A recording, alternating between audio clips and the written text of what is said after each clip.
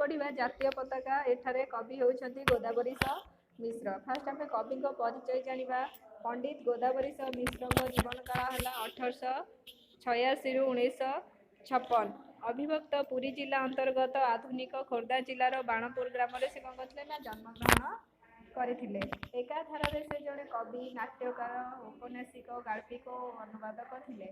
से थिले पंडित गोदावरी गोपबंधुकर शिष्य और सहकर्मी। से कौन करथिले ना जेतेबेले गोपबंधु माने बनैथिले जो ये सत्यवादी वन विद्यालय से शिक्षक थिले। गोपबंधुकर शिष्य और सहकर्मी। सत्यवादी वन विद्यालय शिक्षक और जातीयतावादी नेता। तांकर रचना मध्य केते गुड़े लेखाला जमीती अलेखिका, किशलय, गीतायान, काव्यग्रंथ, मुकुंद देव और पुरुषोत्तम देव एवं 1817 अभिगामिनी उपन्यास इत्यादि लोकप्रिय।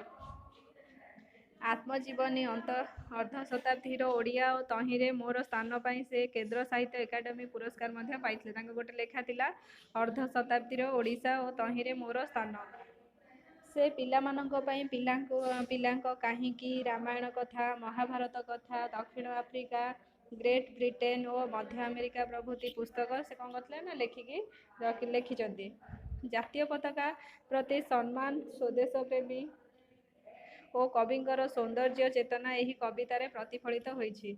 ये आमे जो पढ़िबा आम जातीय पताका विषय एठी स्वदेश प्रेमर चेतावनी एठी आमे जानिबा।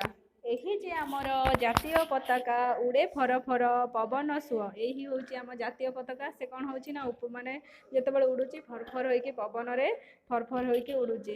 जातिर ए अटे अमूल्य संपद, कना छेका खंडे केवल नुहे।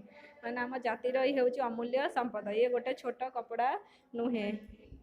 ए पताका तले 30 बरस होइछंती जाति सैन्य रुंड। यही पताका लगी माने 30 वर्ष सैन्य माने रुंड होइकी केते संग्राम करिकी यही पताका आज आमे हासिल करि पारछु, स्वाधीन होई परिछु।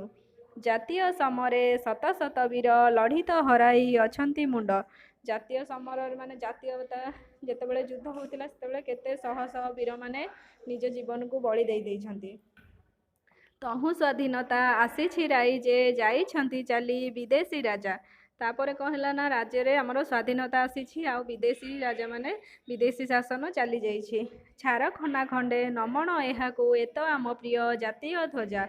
ये केबे हमर गोटे छोट कपड़ा माने बणीबनी। ये हूँ आमर प्रिय जातीय ध्वजा, आम जातिर ध्वजा बा जातिर पताका। स्थले उड़ाइले पदातिक सेना उड़ीब सागरे समर पोते। आम जदि स्थल भी उड़ाइबा आमर सागर भी ये आम जातीय पताका उड़ीब। व्यम युद्ध व्यम जाने शोभिब बाट काटिजीव समीर स्रोते।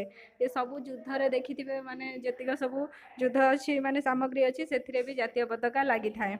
रखिबे ए आम मान ए संसारे, रखिबो ए आम मान ए संसारे बढ़ाइब आम जातिर टेक।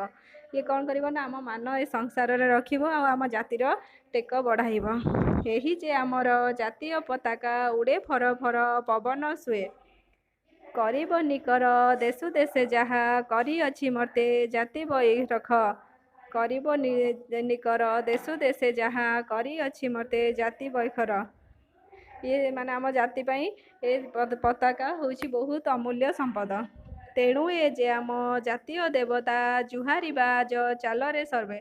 ये हूँ आमर जातीय देवता, आम जातिर देवता। आमे समस्ते ताकू नतमस्तक होई मुंड नुआई प्रणाम करिबा।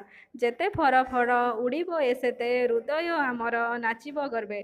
जेते फर फर उड़ीब ए सेते हृदय आमर नाचिब गर्वे। ये जेते ऊपर को उठिब, जेते फर फर होइके उड़ीब आम हृदय नाचिब। यही जे आमर जातीय पताका उड़े फर फर पवन सुहे। ये हूँ आम जातिर पताका। ये सब बेले पवन रे उड़ू थाए।